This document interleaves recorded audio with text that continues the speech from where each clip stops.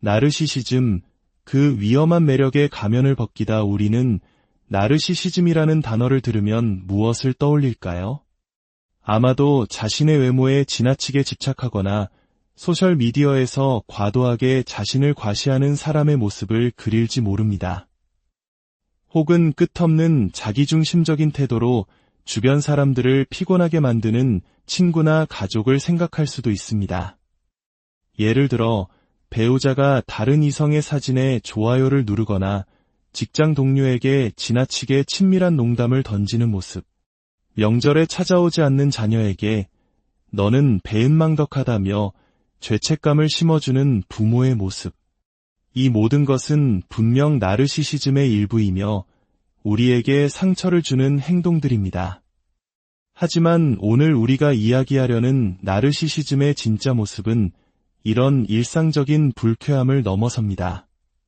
그것은 바로 우리 삶을 송두리째 흔들 수 있는 위험성에 관한 이야기입니다. 이 이야기가 당신과 당신이 사랑하는 사람들에게 작은 등불이 되길 바랍니다. 잠시 시간을 내어 이 지혜를 주변에 공유하고 더 많은 이들이 진실을 볼 수 있도록 도와주신다면 그것이 바로 어둠을 밝히는 가장 큰 힘이 될 것입니다. 최근 심리학계에 발표된 한 중요한 연구는 나르시시즘과 모든 형태의 공격성, 그리고 폭력 사이에 명확하고 일관된 연관성이 있음을 데이터로 증명했습니다. 이 연구는 그동안 많은 피해자들이 막연하게 느껴왔던 위험하다는 감각이 단순한 느낌이 아니라 실제하는 위협이었음을 과학적으로 뒷받침해 주었습니다. 물론 나르시시스트와 관계를 맺는 모든 사람이 물리적인 폭력을 경험하는 것은 아닙니다. 아마 대다수는 직접적인 신체적 위협을 겪지 않을 수도 있습니다. 하지만 진짜 위험은 보이지 않는 곳에 도사리고 있습니다. 그것은 마치 언제 터질지 모르는 시한폭탄과 함께 사는 것과 같습니다. 내가 선을 넘으면 이 사람이 어떻게 변할지 모른다는 잠재적인 공포감, 그것이 바로 강압적 통제의 시작입니다. 나르시시스트는 물리적 폭력 없이도 우리를 통제합니다. 그들은 분노, 비난, 침묵, 거짓말 등 다양한 방식으로 우리를 올가매며 우리는 그 폭발을 피하기 위해 스스로를 억제하고 행동을 조심하게 됩니다. 이것은 명백한 정서적 학대이며 그 상처는 눈에 보이지 않지만 영혼에 깊은 흉터를 남깁니다. 이러한 위험성은 개인적인 관계에만 머무르지 않습니다. 나르시시스트 리더가 이끄는 조직이나 사회는 어떻게 될까요? 그들은 직장, 공동체, 심지어 국가를 이끌면서 구성원들의 안위는 전혀 신경 쓰지 않습니다.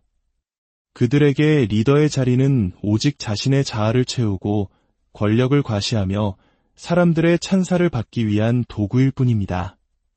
결국 그런 조직은 서서히 병들고 무너지며 그 안에 속한 사람들은 깊은 상처를 입게 됩니다.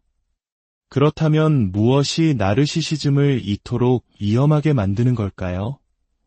우리는 그들의 매력적인 첫인상에 속기 쉽습니다. 그들의 카리스마, 외향적인 성격, 유머 감각은 처음에는 아주 즐겁고 매력적으로 느껴질 수 있습니다. 하지만 이것들은 위험한 본질을 가리기 위한 관문에 불과합니다. 이 화려한 포장지에 속아 우리는 그 안에 숨겨진 위험한 신호들을 놓치게 됩니다.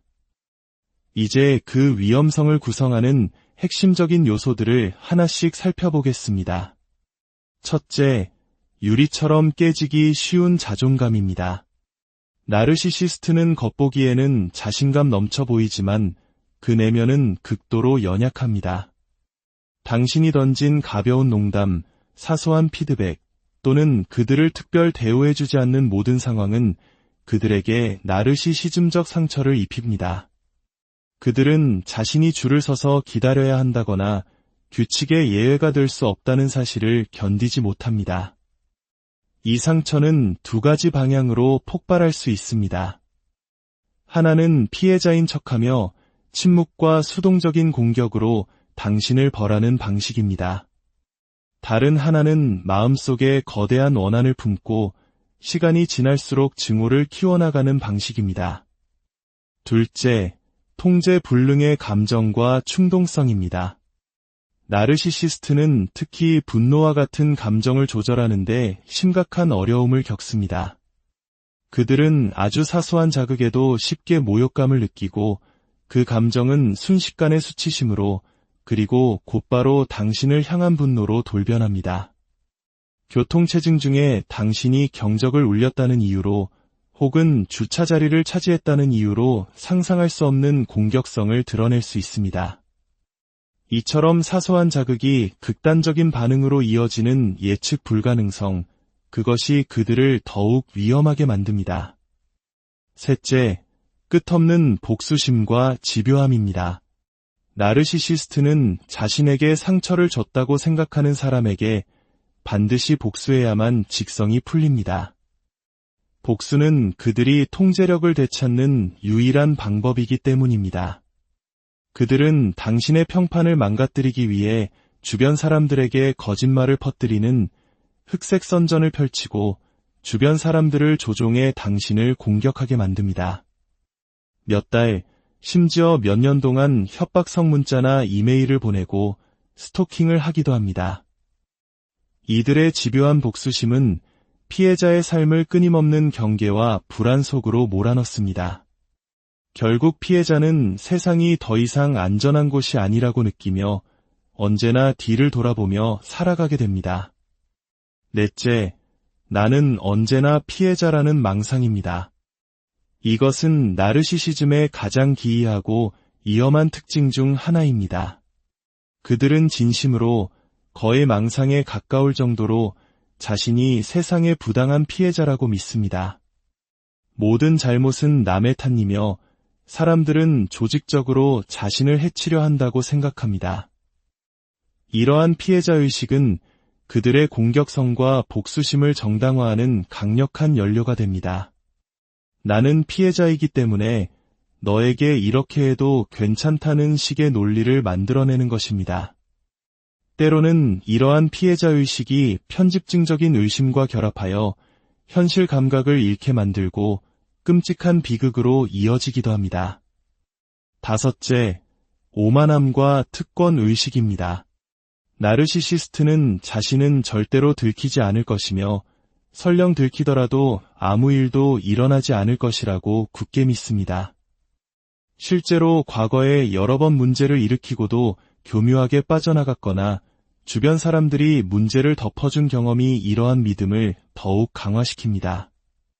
결과에 대한 두려움이 없기 때문에 그들의 위험한 행동은 시간이 지날수록 점점 더 대담해지고 수위가 높아집니다. 마지막으로 가장 근본적인 문제는 자기 성찰 능력의 완전한 부재입니다. 나르시시스트는 타인의 감정을 머리로는 이해할 수 있습니다. 이것을 인지적 공감이라고 합니다. 하지만 그 감정의 마음으로 공감하고 배려하는 정서적 공감 능력은 현저히 낮습니다. 그들은 당신이 아프다는 것을 알지만 그것에 전혀 신경 쓰지 않습니다. 더 큰 문제는 그들이 스스로를 매우 공감 능력이 뛰어나고 친절한 사람 혹은 억울하게 고통받는 희생양이라고 굳게 믿는다는 점입니다. 이 왜곡된 자기인식 때문에 그들은 자신의 행동을 돌아볼 필요성을 전혀 느끼지 못합니다. 마치 3살짜리 아이가 온갖 때를 쓰고 나서도 엄마가 자신을 사랑해 줄 것이라 믿는 것처럼 그들은 어떤 난동을 부리든 세상이 자신을 용서하고 모든 것을 잊어주길 바랍니다. 이 모든 요소들이 합쳐졌을 때 우리는 극도로 위험한 조합을 마주하게 됩니다. 쉽게 상처받고 감정 조절이 안 되며 복수심에 불타고 스스로를 피해자라 믿고 어떤 결과도 두려워하지 않으며 자기 행동을 전혀 돌아보지 않는 사람. 이것이 바로 나르시시즘의 위험한 본질입니다. 우리는 파스타 가게 하나를 가기 전에도 수백 개의 후기를 읽어보지만 정작 우리 삶에 깊이 들어올 한 사람의 과거 행동이나 평판에 대해서는 아무것도 알지 못한 채 위험한 관계를 시작하곤 합니다. 우리 사회의 법과 시스템은 종종 끔찍한 일이 벌어진 후에야 움직입니다.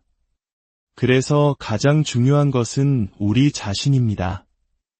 우리는 그들의 위험한 행동을 끊임없이 합리화하려는 함정에 빠지곤 합니다.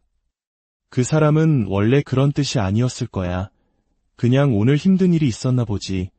그래도 강아지한테는 착하잖아. 다른 사람들은 다 그를 좋아하던데.